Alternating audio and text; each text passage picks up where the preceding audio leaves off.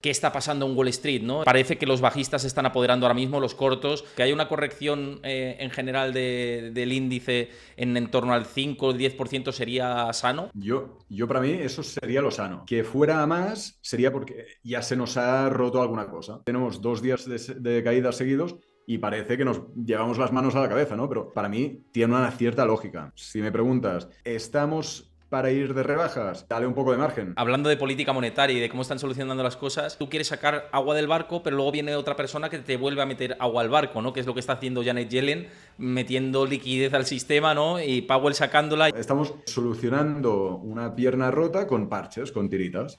Entonces, bueno, mientras vayamos andando, fantástico, pero cuando realmente apoyemos mal, ahí se puede complicar. El problema lo tenemos en la masa. El 70% de los americanos realmente se encontrarían en una situación muy complicada. Sabemos cómo es el sistema ahí, por lo tanto, podemos tener realmente un cataclismo muy fácilmente.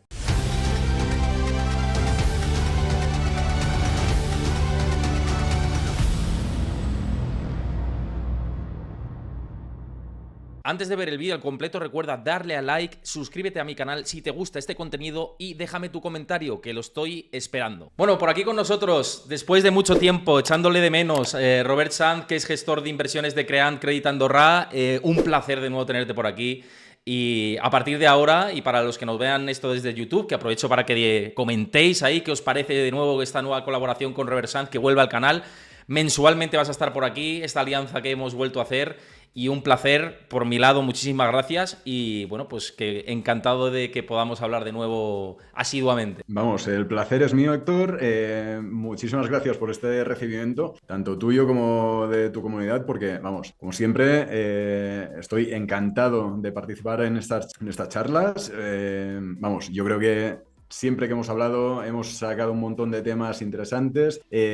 Vamos a ver qué nos tienen preparados los mercados, porque yo creo que, vamos, vuelvo en un momento que realmente tenemos para hablar, vamos, estaremos Más de una aquí hora una tendríamos horita, para pero, hablar, pero ¿eh? vamos, tenemos para todos los meses que tenemos por delante. Y ya te digo, y gracias a ti, gracias a la comunidad que veo que están a tope. O sea, cuando me fui era fantástica y ahora la has multiplicado. O sea que felicidades también por esto. La hemos mejorado entre todos y tú has sumado también para que la podamos mejorar tanto aquí como en YouTube también, haciendo crecer al canal, ¿no? Pero efectivamente vienes en un momento muy interesante en términos informativos. Os digo que esto ha sido completamente casualidad. No decíamos, oye, Robert va a aparecer justo esta semana. No, ha dado la casualidad de que han venido ahora pues más turbulencias por el espacio geopolítico, por Powell y por mil cosas que vamos a ir comentando. Por cierto, muchas gracias por esa suscripción a Bit of Lucas, ¿no? Que nos apoya aquí el canal y nos da la suscripción. Pero no lo habíamos acordado esto y es verdad que ahora viene duro, ¿no? Y te quería comentar, Robert, por ir al grano ya y al lío con todo esto, y ahora me comentas lo que me querías decir así de interrupción, pero por poner en hilo con la gente que se está preguntando qué está pasando en Wall Street, ¿no? El S&P 500 lleva unas cuantas jornadas de descenso, desde máximos históricos venimos con una corrección después de una verticalidad absoluta, tremenda en los principales índices, y parece que los bajistas se están apoderando ahora mismo, los cortos, en Wall Street, ¿no? Los CTAs nos mostraban esa línea, también las declaraciones ayer de Powell, que tumba por completo al mercado con un tono otra vez mucho más duro. Ya no sabe uno qué creerse, si el tono suave o el tono duro. Y luego pues el tema de Irán e Israel, ¿no? Que parece que este fin de semana vienen más turbulencias y que pueden venir problemas. ¿Tú cómo estás viendo todo esto?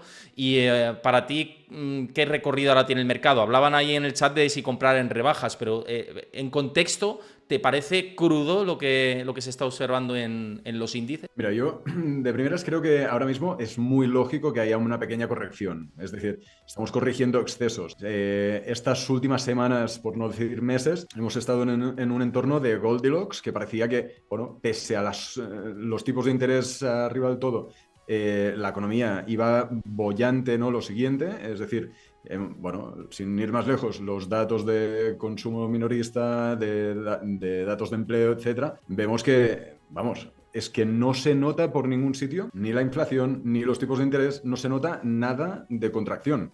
Entonces, para mí es bastante lógico que haya, pues, bueno, vamos, es que no me atrevo a llamarle corrección de momento, porque sí que tenemos 2 días de caídas seguidos, y parece que nos llevamos las manos a la cabeza, ¿no? Pero realmente, para mí, tiene una cierta lógica. Ahora bien, teniendo en cuenta esto, sí que es cierto que tampoco no estamos en una situación que digamos, es que está todo carísimo. Realmente el precio ha llegado muy alto, es decir, un SP en 5.000, mira, cinco ahora mil y justo pico estamos ahora. por encima de los Sí. 5.000, pero 5.200 y pico que llegamos, parece a priori que es carísimo, pero es que claro, si nos ponemos a mirar compañía a compañía, claro, tú y yo hablábamos hace un año de empresas que estaban carísimas, que hoy en día el precio es superior, pero están más baratas. Entonces, realmente es que es lo que decías al principio. Si los resultados empresariales van acompañando este trimestre, de momento, lo que llevamos presentado,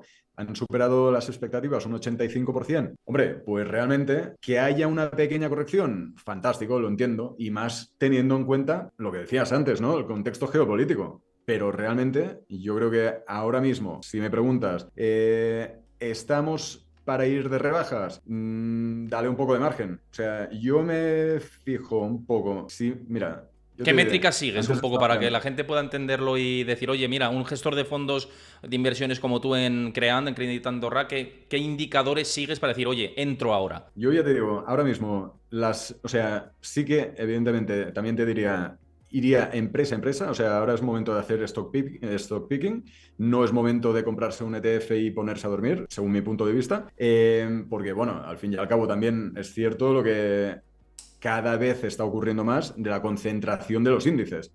Es Sí, decir, hace un año hablábamos de las siete magníficas que pesaban un 20% del ETF o del SP y ahora ya pesan un 30%. exacto. Entonces, tenemos que separar el grano de la paja. Por lo tanto, yo para mí sí que teniendo el SP como referencia, para mí que corrija un 5 o 10% más, ya es momento de ir a comprarlo. O sea, que estaremos en valores absolutos nos parecerá una aberración según lo que decíamos hace un año, pero es que ahora mismo, a no ser que se nos complique mucho el tema a raíz de conflictos geopolíticos y demás, que tampoco no creo que vaya a ser el caso, yo para mí una corrección del 5 al 10% es comprable. Fíjate, y además por el chat justamente nos decían que pusiéramos en precio, ¿no? Que es una pequeña corrección, si del 5 o el 10%. ¿Tú crees que ese es el objetivo que puede tener el SP500, buscar un 5 o un 10%? El conjunto de las empresas, claro, es que el SP500 es mucha ponderación, lo has dicho ahora perfectamente, de ya no las siete magníficas, las fabulosas cuatro, ¿no? Ya se ha cambiado incluso el término porque ya cada vez tiran menos, ¿no? Del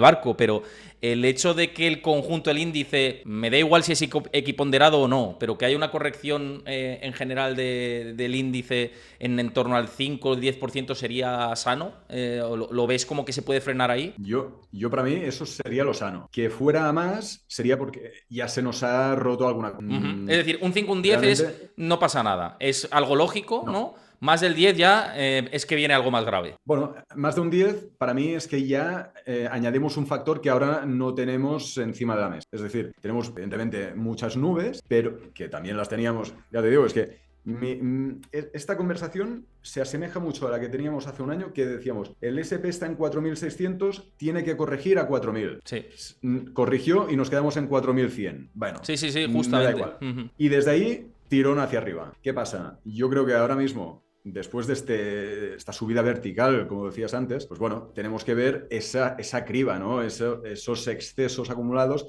esos meses de Goldilocks en los que no pasaba nada, lo malo es bueno y lo bueno es bueno.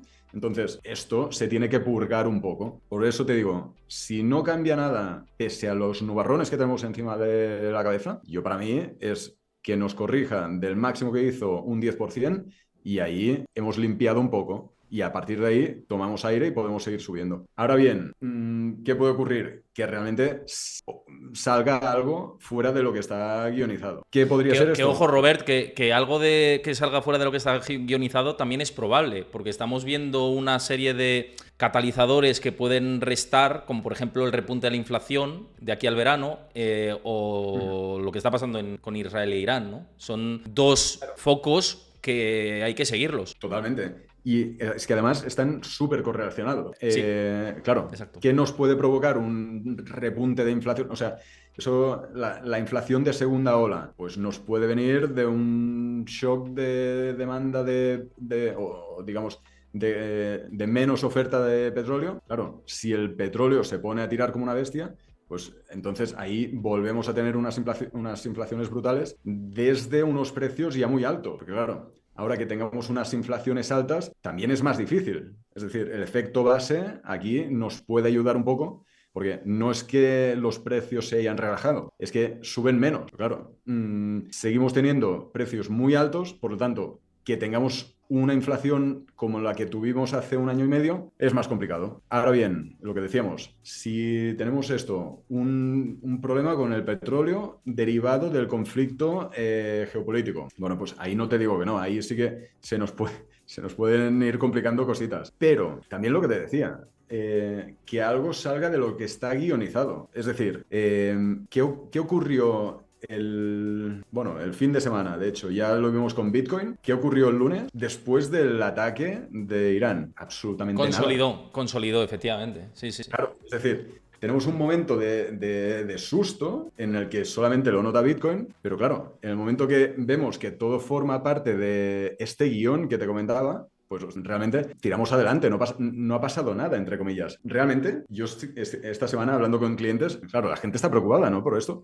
Y les digo, mira, para mí, el conflicto geopolítico es el pressing catch de los políticos. Es decir, nos pegamos, pero hay un guión. Sabemos que si tú me dices, te voy a tirar tantos misiles a esta hora. Claro, como ahora el sábado, ¿no? Que dicen, vamos a atacar el sábado, como la guerra de Claro, Gila, ¿no? Un poco.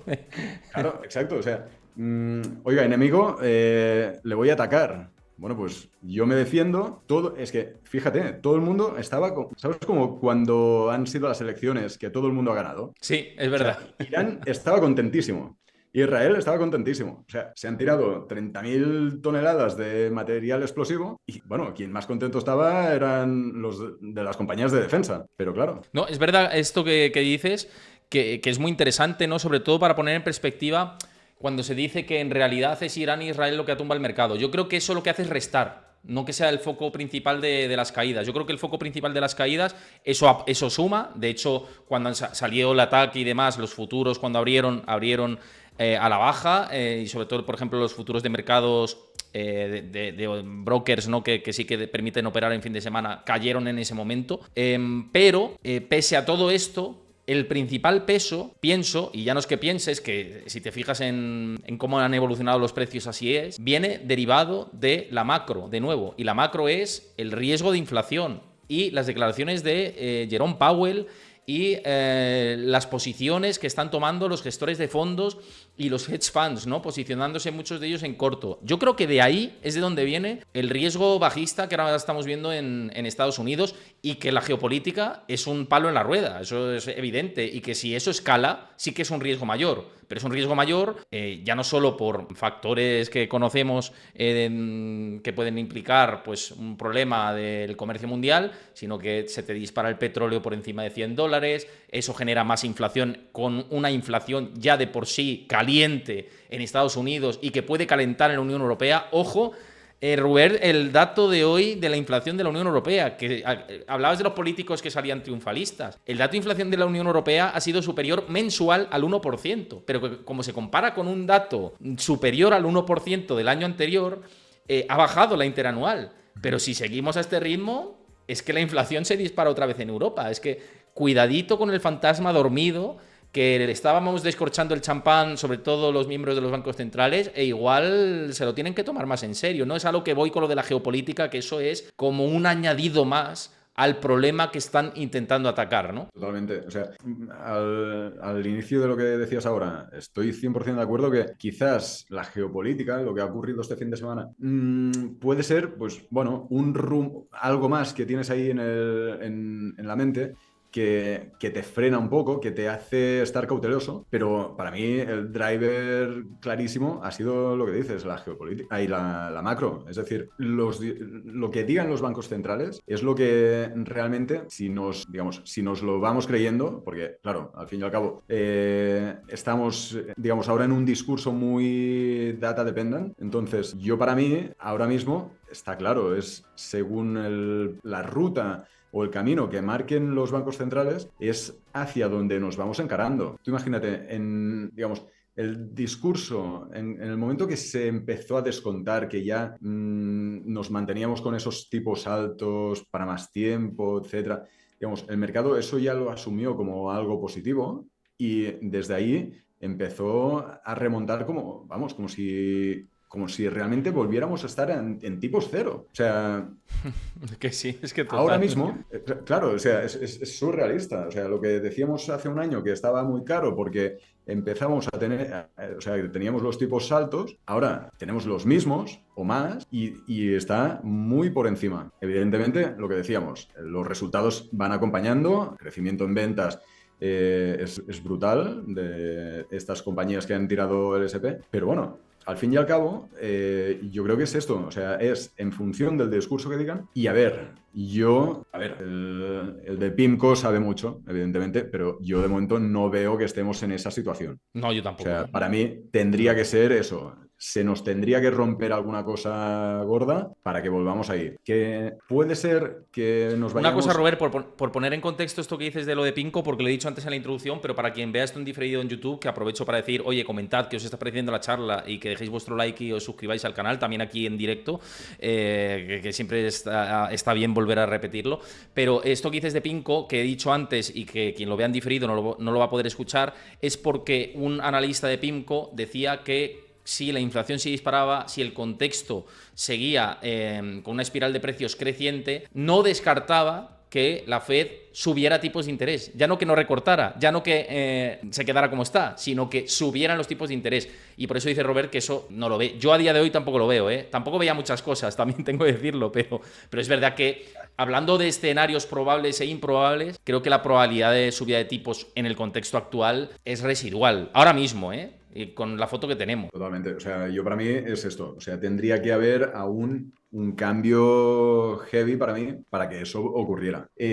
Además, tú piensas una cosa, o sea, de momento estamos en una situación que si todo se mantiene tal como lo tenemos ahora, quien se va a poner la grandísima medalla es Powell, siendo el primero que consigue hacer una subida de tipos sin crear un cataclismo. Entonces, de momento, yo creo que si no, vamos, ya te digo, para mí tendría que haber una cosa muy fuera de lo normal para que nos saliéramos del guión. Es decir, para mí puede ser que sí, que nos vayamos un pelín más lejos con las bajadas, que en vez de 3 haya 2 o que haya una, pero de momento no le vería un cambio de guión muy fuerte. Con respecto al tema de Powell y la recesión y el escenario Goldilocks, que parece que es el que han dibujado durante este año atrás, ¿no? De hecho, el escenario de Goldilocks hablaba de 6 o 7 bajadas de tipos de interés sin recesión económica, con desinflación, todo extremadamente idílico, ¿no? Desde mi punto de vista.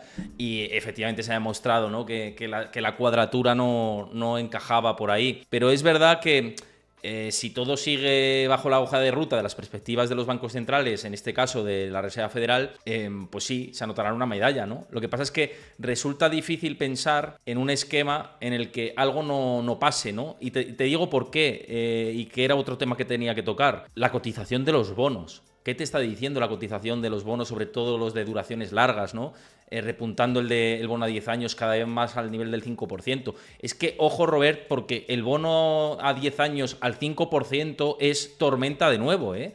Porque las refinanciaciones del 2025 al 5% es más presupuesto público, ¿qué van a hacer? ¿Incurrir en más déficit fiscal y entrar en una espiral de inflación a costa de crecimiento?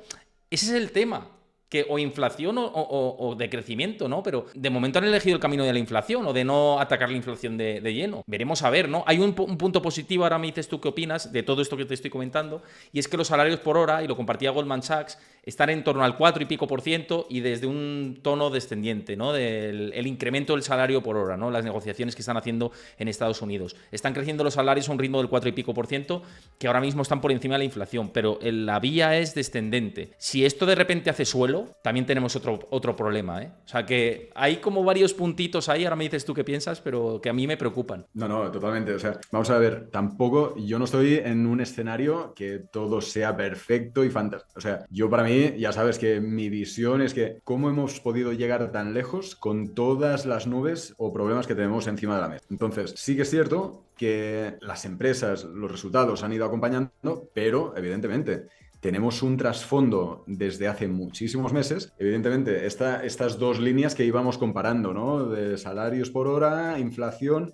¿Te acuerdas que hablábamos mucho también de la tasa de ahorro? Realmente, Que claro, ya se ha agotado, estamos por llegando... cierto, el excedente de ahorro pandémico ya se ha agotado y es verdad que todo sigue tirando, pese a que se ha agotado. Totalmente. No, no, es que claro, se ha agotado el excedente de ahorro, pero es que además el gasto en tarjetas ha ido incrementando, vamos, no te diré exponencialmente, pero sí que hay un incremento en gasto de tarjeta brutal. Entonces, claro, sí que nos estamos generando esta zona de eh, más crédito, con más tipos, o sea, con unos tipos de interés más altos. Entonces, realmente esto tenemos que ser conscientes. Ahora mismo puede que tengamos esta corrección y tengamos después un rebote de los mercados, pero es que en algún momento tiene que haber una gran corrección. O sea, esta, yo te diría, esta sí que no me atrevo a decirte para cuándo espero que haya esa gran corrección, pero hombre, sí que estamos creando ahí un caldo de cultivo que realmente puede ser que en algún momento empiecen a romperse esos pilares y que tengamos ahí un gran problema. Entonces, eso ya estamos hablando de un problema gordo que es para tratar, digamos, con mucha más profundidad. Pero sí que es cierto lo que decías, ¿no? O sea, no es que estemos en un entorno idílico en que todo funciona fantástico. Estamos, bueno, estamos solucionando una pierna rota con parches, con tiritas. Entonces, bueno, mientras vayamos andando, fantástico, pero cuando realmente apoyemos mal, ahí se puede complicar. Esta analogía me parece perfecta, ¿eh? me parece perfecta porque es cierto que yo también lo que digo es que hablando de política monetaria y de cómo están solucionando las cosas, es como si te empieza a entrar agua al barco, empiezas a taparlo con tapones y tal, y luego encima te entra agua y tú quieres sacar agua del barco, pero luego viene otra persona que te vuelve a meter agua al barco, ¿no? Que es lo que está haciendo Janet Yellen, metiendo liquidez al sistema, ¿no? Y Powell sacándola y ella metiéndola, ¿no? Entonces, no sé, ¿qué puede pasar mal? Pues con ese contexto, todo, en realidad. Lo que pasa es que lo demoramos y ampliamos el ciclo. Yo creo que, y antes lo comentaba alguien por aquí por el chat, y fíjate, Gestión Futura también decía, hay más empleo, más capacidad de pago. Es cierto, hay más empleo, pero ¿qué empleo, no? Empleo, multiempleo, es lo que hay en Estados Unidos.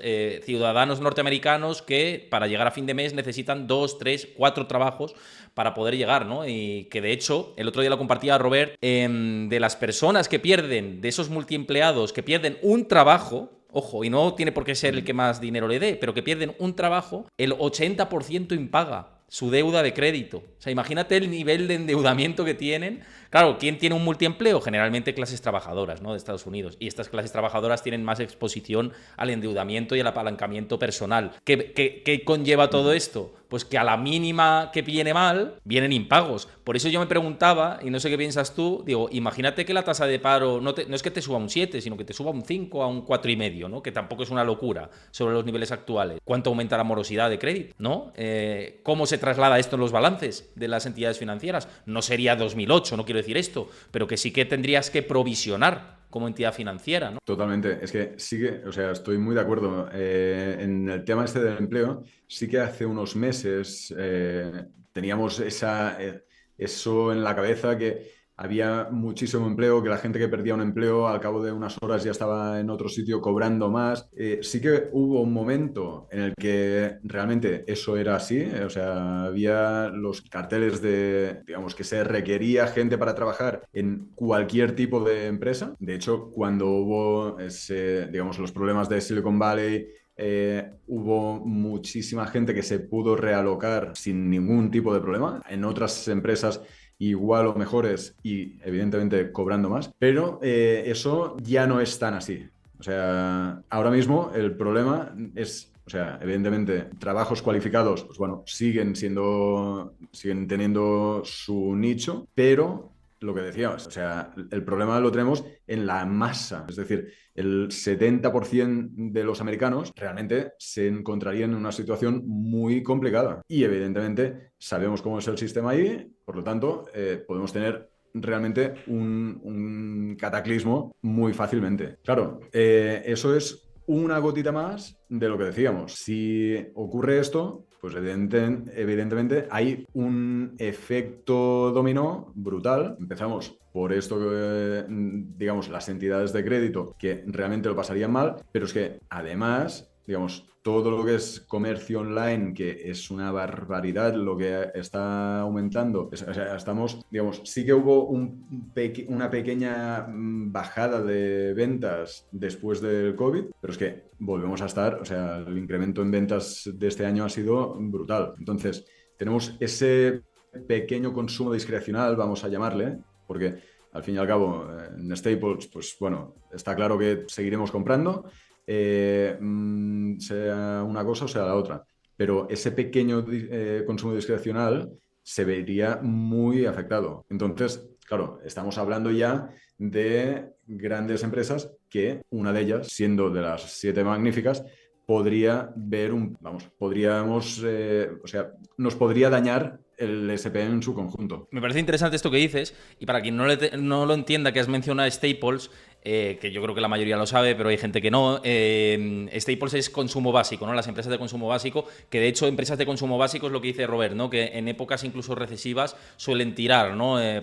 Pensamos en Coca-Cola, por decirlo, y no es que sea consumo básico y que sea necesario, pero Coca-Cola es un activo defensivo porque incluso en recesiones económicas se consume Coca-Cola, se consume agua, se consume supermercados, ¿no? Para comprar alimentación. Esto es Staples, ¿no? Se puede entender como Staples, y me parece interesante. Y fíjate lo que estás diciendo, al hilo de lo que estás comentando y lo que estamos debatiendo, dice Rico Ramírez por aquí por el chat, que le mando un abrazo, que nos ve desde Estados Unidos, y dice: en Miami todos tenemos cuenta Uber como cliente y empleado. Imagínate, ¿no? Si ya tienes cuenta, si casi todos los ciudadanos, ¿no? O muchos ciudadanos tienen cuenta como empleado y como cliente, porque necesitas fuentes de ingresos, ¿no? Es que todo se ha puesto tan caro que pues eso, es difícil. Me parece complicado No, esto. realmente, claro, y es que además es esto, o sea, estamos hablando de, vamos, mira, ahora no te quiero mentir, te voy a buscar los datos, pero el sueldo mínimo con el que puede vivir cómodamente un solo ciudadano, o sea, uno que viva solo en Nueva York, por ejemplo, ahora ya te digo, no te quiero mentir, pero estaba por encima de los $100.000 anuales, pero es que si te vas a familias de cuatro, no es multiplicar por 4, sino que se va muchísimo más allá. Esto te voy a buscar los datos. Busca los datos porque no sé si para el directo de hoy o para el siguiente, porque me parece muy interesante, que es una barbaridad, claro. Es verdad que hay gente que viva en Europa dirá $100.000, qué locura. A ver, es una locura, ¿eh? En Estados Unidos sigue siendo una locura en Estados Unidos porque aunque ellos tengan unos sueldos más altos, me parece que sueldos de 100.000 los tienen gente que se dedica a abogacía, gente de Wall Street, incluso hay muchos que van de 100 para arriba. Manhattan es carísimo, ¿no? Por poner el ejemplo que dices de Estados Unidos, pero o sea, que la cosa está realmente mal.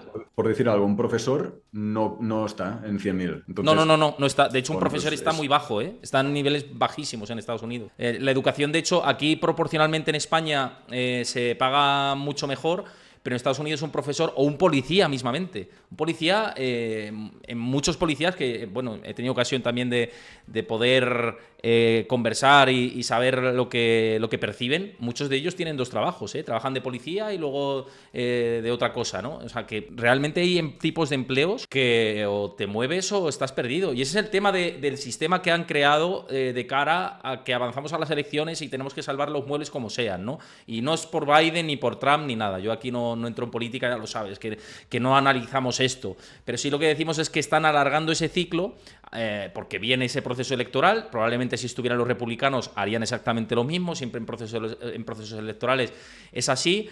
Pero claro, es viciar el ciclo, es ir en contra de la naturaleza, ¿no? Y cuando vas en contra de la naturaleza, pues tarde o temprano la naturaleza te viene, ¿no? Y ya está, ¿no? Es lo que decimos muchas veces. Y es el ciclo en el que estamos. Por eso decía lo de los bonos al 5%, que es complicado, porque hay muchas refinanciaciones de compañías en 2025, incluso en el segundo tramo de este año, que se van a financiar a unos tipos mucho más altos y que eso va a provocar ajustes de plantilla. O escalas mucho como negocio o hay ajustes. Y no todas las compañías podrán escalar, ¿no? Entonces, ahí es donde está el inconveniente, ¿no? Que pasamos la tostada, pero la tostada al final te va a volver. O sea, esto es efecto boomerang. No sé qué opinas, ¿no? totalmente, sí, estoy 100% de acuerdo, pero aquí fíjate una cosa, lo que han, digamos, esta época de Goldilocks, vamos a decirle, lo que han hecho las empresas es justamente aprovechar digamos, esta situación tan buena para prepararse para esto. Es decir, uno, sabiendo que va a tener que refinanciar en 2025 al 5%, lo que ha estado haciendo es invertir ahora, por ejemplo, evidentemente, como no, tenía que salir inteligencia artificial.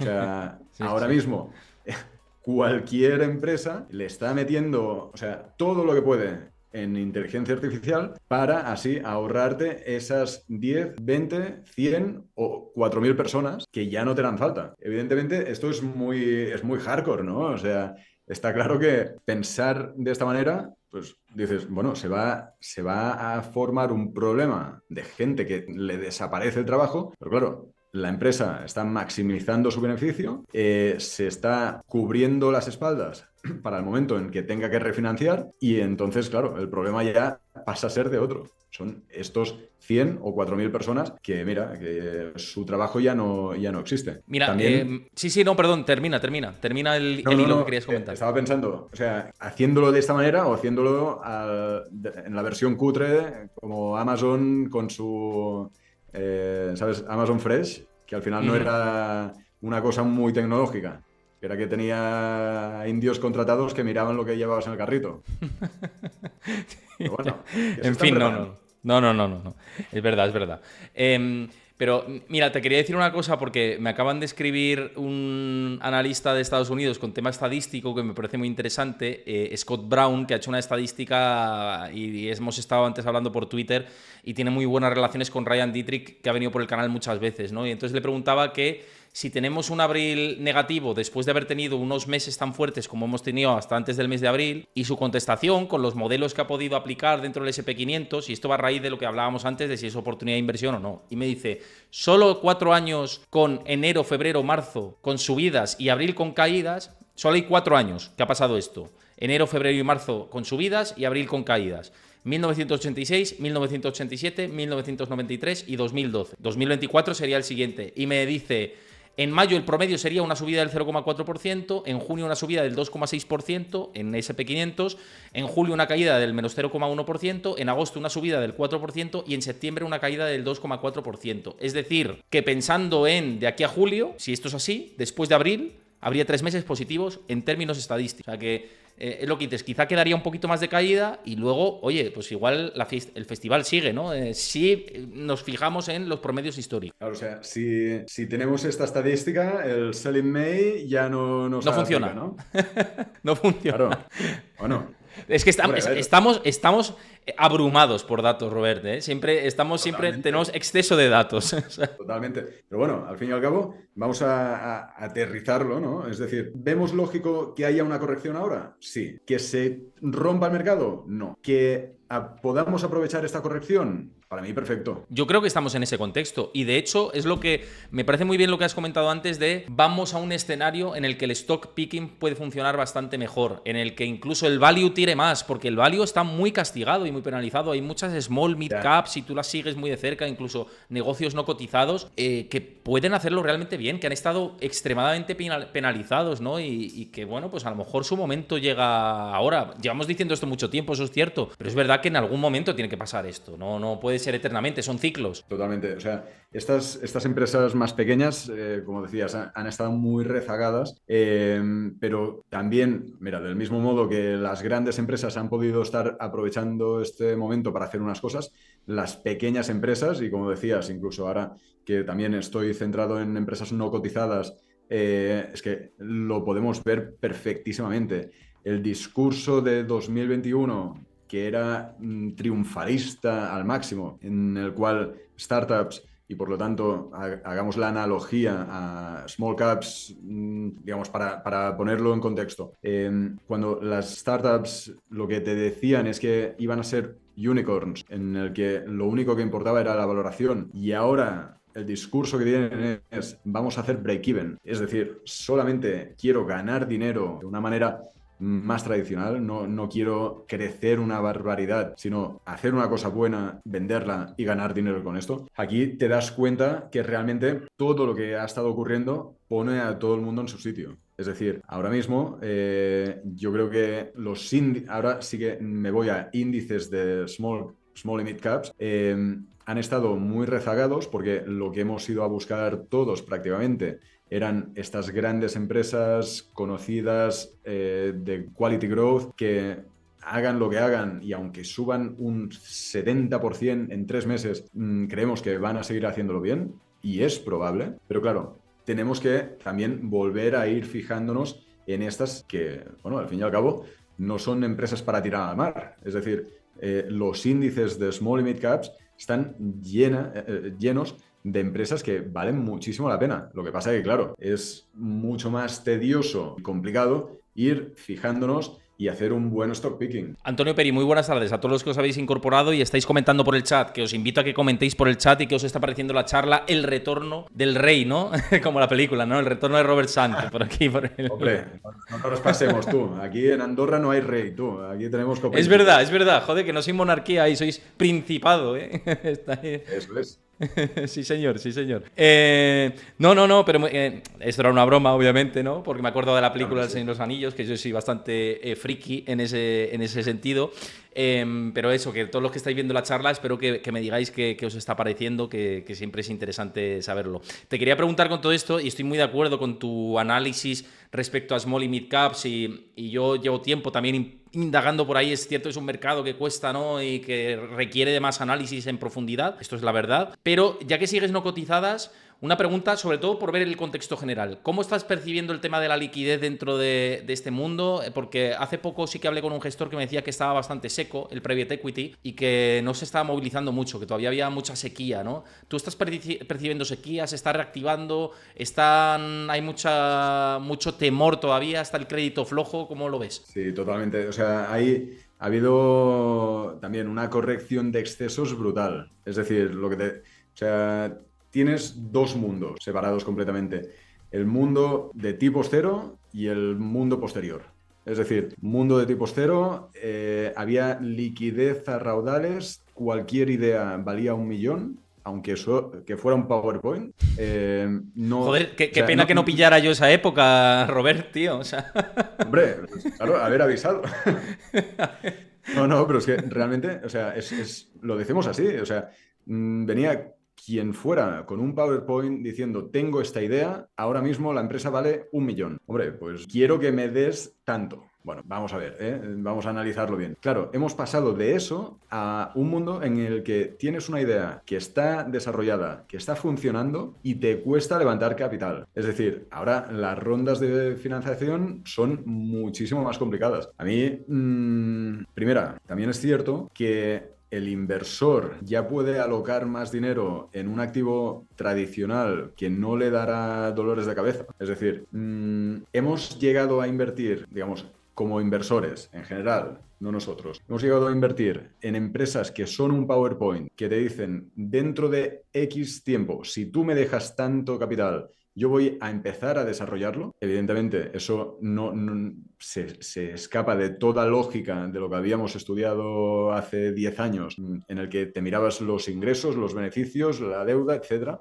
Claro, invertir en esto no tendría ningún sentido. Estás comprando solamente G, estás comprando el crecimiento que pueda tener esta empresa. Claro, en un momento determinado estaba tan complicado el mundo de la inversión que solamente se podía invertir en eso. Todo lo demás, la renta fija no te pagaba, la renta variable estaba ultra cara. ¿Qué ocurre? En el momento que se empieza a volver a la normalidad de tipos, nos volvemos a ir a que la renta variable se nos pone, digamos, corrige excesos y ya podemos empezar a hacer un stock picking correcto, y la renta fija, por fin, se comporta como nos habían explicado. Es decir, te paga por tener el dinero con poco riesgo. Esto, en los 11 años que me dedico a esto, solamente el último año ha ocurrido esto. Antes tenías poco riesgo, pero no te pagaba. Entonces, ¿qué ocurre? Ahora mismo el inversor ya puede alocar parte de su patrimonio en algo mucho más tranquilo, no tiene que correr un riesgo completamente fuera de lo que está al alcance de muchos inversores, pero es que además, claro, la empresa tiene que darte unos resultados. Ya no sirve esto que me presentes un PowerPoint y ya está. Tienes que enseñarme que realmente tienes tu producto, lo estás vendiendo, si no estás ganando dinero con él, tienes que estar cerca de ganarlo. Y por eso te digo, ahora el discurso del mundo no cotizado es voy a empezar a ganar dinero. Y es interesante que sea así, ¿eh? Porque parece que es un poquito todo más lógico y que tiene unos estándares que obliga a, oye, me lo tengo que currar, ¿no? No con un PowerPoint solo me vale para obtener financiación, ¿no? Y abrir rondas y que esto sea dinero a raudales, ¿no? Así vimos los excesos pospandémicos, ¿no? Todas esas salidas a bolsa tan descomunales. Esto estamos hablando del mundo no cotizado, pero en el mundo cotizado y con las IPOs en Estados Unidos, un despropósito absoluto, ¿no? Empresas que no ganaban dinero y de repente valían 1.000 millones y más de 1.000. Acuérdate del caso Rivian, ¿no? No vendió ni un solo coche pero Es lo que vamos a ver estaba, esto. o sea, exactamente el que tenía en mente. Es decir, eso fue, yo para mí, el máximo exponente de lo que ocurre en un mundo de excesos. Es decir, se anuncia ese IPO y ya te digo, un cliente, vamos, un cliente importante que tengo, quería ir a esa IPO y cuando, vamos, le llamé, le dije, aquí no, o sea, no te No te pongas metas ni aquí. loco, ¿no? Claro, claro, es que o sea, fue empezar a cotizar, eso ya estaba, ¿qué era? 3 veces al precio que salió. Es que era una locura. Claro, lo que pasa que es esto también, el hecho, esto ocurre en los dos mundos, ¿no? Cotizado y no cotizado. Según quién esté en el accionariado, bueno, eso ya da un cierto caché. Entonces, claro, al final Rivian siendo pues, digamos, la de coches eléctricos de Amazon, dicho o sea, muy mal, Sí, pero resumiendo bastante. bueno, pues ya está, ya Ya está todo hecho. consideramos que esto tira para adelante. Claro, no es tan fácil. Por eso te digo que, al fin y al cabo, invertir es fácil, pero hay que hacerlo bien. Tenemos que mirarnos qué es lo que vale y qué es lo que no. Hay que mirar siempre, yo me gusta decirlo con otros sectores y demás, o con otros conceptos, pero hay que mirar siempre los datos debajo de la alfombra, ¿no? Y ver el grueso de todo. Y por eso los análisis fáciles de los cuñados que hay por Twitter y cosas así, pues hay que tener mucho cuidado con esto. Mis máximos respetos a todo el mundo que hace buen contenido, desde luego, pero el hacer análisis simplistas de esto es escalable y por eso entro, luego tienes problemas a largo plazo. Quien comprase Pelotón, mismamente, hablando de ejemplos pandémicos, porque todo el mundo iba a hacer bici en casa y nadie iba a hacer deporte fuera, pues ahora se la ha comido doblada, hablando vulgarmente, ¿no? Pero es la realidad. Es así, ¿no? Hay que analizar las cosas bien y ver las perspectivas de negocio que puede haber detrás de todo esto. No volverse loco y decir esto vale porque sí, ¿no? Y tal. Entonces, por eso me parece muy interesante lo que dices, porque hay que evitar volver a los mundos de los excesos. El problema es que volveremos al mundo de los excesos. O sea, de hecho, creo que en parte estamos en un mundo de excesos, pero no con el private equity, sino con las large caps, ¿no? Hay ciertos excesos. Yo creo que estamos en un momento de que hay cierto FOMO. Quizá ahora se está ajustando ese FOMO y me gusta más que se ajuste. Mira, al final piensa que, claro, siempre, digamos, o sea, la liquidez se va moviendo de un sitio a otro. Entonces, pues en algún momento tenemos excesos en mundo no cotizado, en otros momentos, pues esto, ahora nos vamos a las large cap, nos olvidamos que existen las small, o sea, nos movemos a ver, hasta que no nos quite completamente el trabajo la inteligencia artificial a nosotros y las máquinas hagan las carteras. ¿Pero tú crees que os lo quitarán del todo el trabajo? ¿No crees que va a haber gestores detrás de esas máquinas para ir, oye, ¿A qué plazo? no lo sé, a ver, quiero decirte, si todas las máquinas hacen lo mismo, al final no tiene sentido el mercado, ¿no? Porque tendremos rentabilidades del 0,01%, ¿no? Porque Bueno, entonces tendrás ahí las de prop trading que te irán sumando esa rentabilidad. No, esto, o sea, no lo sé, fuera no lo coñas, sé. Es que claro. igual le estoy diciendo una tontería absoluta, ¿eh? Pero es verdad que si todo fuera automatizado, olvídate de las grandes rentabilidades, ¿no? En contexto. Claro. Pero es que, es más, mira, y esto me gusta que lo digas porque yo creo que nos vamos caminando a un mundo mucho más complicado para la inversión, o sea, para la inversión tradicional. Al fin y al cabo, tú piensas, lo que acabas de decir, si nos van sustituyendo las máquinas, o sea, será todo mucho más estándar, Por lo tanto, costará muchísimo más sacar una rentabilidad atractiva. Pero es que tú piensa en la rentabilidad que podemos sacar cualquiera de los que estamos ahora gestionando comparada con la que podía sacar Warren Buffett cuando empezó. Claro, Warren Buffett cuando empezó, digamos, la información del mundo financiero la tenían unos pocos. Él tenía muchísima y digamos, sus rentabilidades podían ser muchísimo más altas porque al fin y al cabo era un análisis mucho más simple, yo creo. Es decir, se podía analizar el valor de esa compañía, se veía si realmente valía la pena o no y poco más. Y sentarse encima de su idea. ¿Qué ocurre? A medida que va evolucionando el mundo, cada vez la gente tiene más información, estamos todos más interconectados y hay un momento en el que cuánta gente se dedicaba a invertir en 1930 y cuánta gente se dedica a invertir en 2025. Es mucho más mainstream, es inevitable, ¿no? Hemos democratizado la inversión, eso está claro. Claro, entonces yo para mí la inteligencia, digamos, la digitalización, vamos a llamarla, nos crea un punto más aún. Es decir, se democratiza muchísimo más y de esta manera, pues bueno, yo qué sé, que habrá un momento en el que no tengamos ni voz ni voto las personas. Hombre, a ver, yo personalmente creo que para esto aún estamos lejos. Es decir, que podamos empezar a apoyarnos en máquinas y en inteligencias artificiales para que sean un complemento a nuestro trabajo. Fantástico. Esto no es que, o sea, yo no es que yo no lo veo como un peligro, lo veo como una ayuda. Es decir, pero en mi trabajo también, Robert, también para crear contenido y para apoyarte en estas herramientas, para hacer todo mucho más óptimo, yo creo que es ideal. De hecho, tener miedo de las máquinas para esto, no tengas miedo, adáptate a ello, utilízalo para tu beneficio, para generar más productividad, ¿no? Totalmente. Es como si dijéramos, o sea, como si en los 1990 hubieran dicho, es que llega Internet. Bueno, claro, pues nos ha ayudado muchísimo. O sea, ahora podemos estar teniendo esta charla, tú y yo, y toda tu comunidad, y esto es fantástico. Total. Pero imagínate, fíjate, Warren Buffett, que antes lo mencionabas, que mucha gente dice, ¡guau! Warren Buffett ahora, claro, no. Yo a mí me gusta el Warren Buffett del pasado. Digo, bueno, claro, Warren Buffett del pasado tenía un hedge fund o podía operar libremente, podía tener rentabilidades hasta de triple dígito. ¿Qué ocurre? Que luego por regulación te vas haciendo más grande y tienes que ir apostando por compañías cada vez más grandes. Tú imagínate,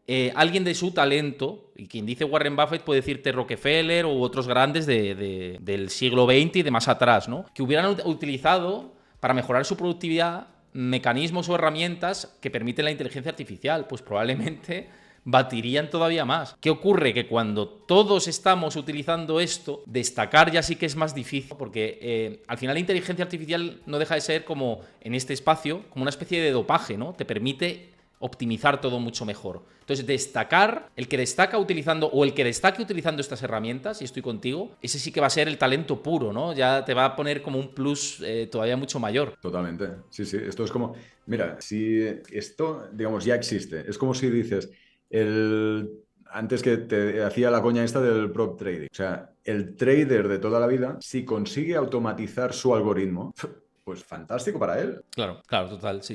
Muy interesante, la verdad, que todo esto, y la verdad que nos quedamos sin tiempo, pero ha quedado una charla muy completa y muy chula, y toda esta última parte, por aquí además, Kili PDG también estaba diciendo que muy interesante lo que estamos diciendo, y César Ayuso que muy bien la charla que hemos tenido, todos creo que muy bien. Por cierto, os ha pasado Chris varias veces mi newsletter personal, suscribíos a mi newsletter, que ahí hago, bueno, hoy hemos hecho el recordatorio de que estamos en directo porque es una charla muy especial y siempre que venga Robert lo lanzaremos por la newsletter, también para programas especiales como mañana. Y el post, que es lo que yo os iba a decir, mi post semanal lo hago los viernes, os llega el correo, contacto con fuentes de Wall Street, hago análisis profundos, así que suscribíos con vuestro correo a la newsletter, es gratuita. Así que merece la pena. Ya en el futuro lanzaremos algún servicio premium, pero de momento es gratuita, así que suscribíos por ahí. Y dicho esto, bueno, muchas gracias a todos los que habéis seguido el directo, y os invito de nuevo a que sigáis el canal aquí en directo, también que os podéis suscribir, por supuesto también en YouTube, y simplemente recordarlo. Y que Robert, ha sido un placer gigante tenerte por aquí, con muchas ganas de la siguiente charla. Se me ha hecho corto. Ahora además estábamos cogiendo carrerilla, ¿no? Por temas así como muy, muy interesantes. Pero vamos, así lo dejamos abierto, ¿no? Al siguiente que vengas. Dejamos así charlas abiertas, ¿no? Y temas por volver a tocar. Claro, dejamos aquí las ascuas, que vamos, para mí ha sido un placer volver a estar aquí contigo, con vosotros. Tengo aquí, voy señalando aquí porque tengo el chat abierto con la comunidad, o sea que gracias a todos. Vamos, para mí ha sido un placer volver a estar aquí con vosotros. Y vamos, seguimos cada mes. Seguimos cada mes, sí, sí. A ver si hacemos presencial algún día uno, ¿no? Alguna escapada que me pueda hacer para tu tierra allí y lo hacemos presencial. Estás más que invitado aquí a Andorra. Va a haber gente que me va a decir, vas a ir y te vas a quedar. Ya he explicado 1000 veces que yo me quedo aquí, pero por si acaso, por si acaso lo contesto. Yo intentaré convencerte. Tú me tiras la caña, tú me tiras la caña. Claro que sí.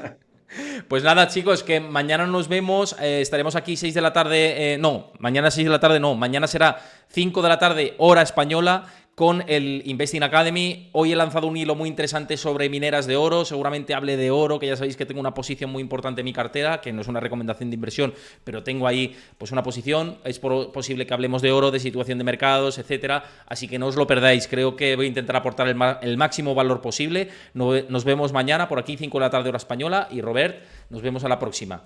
Un abrazo a todos. Fantástico. Un abrazo.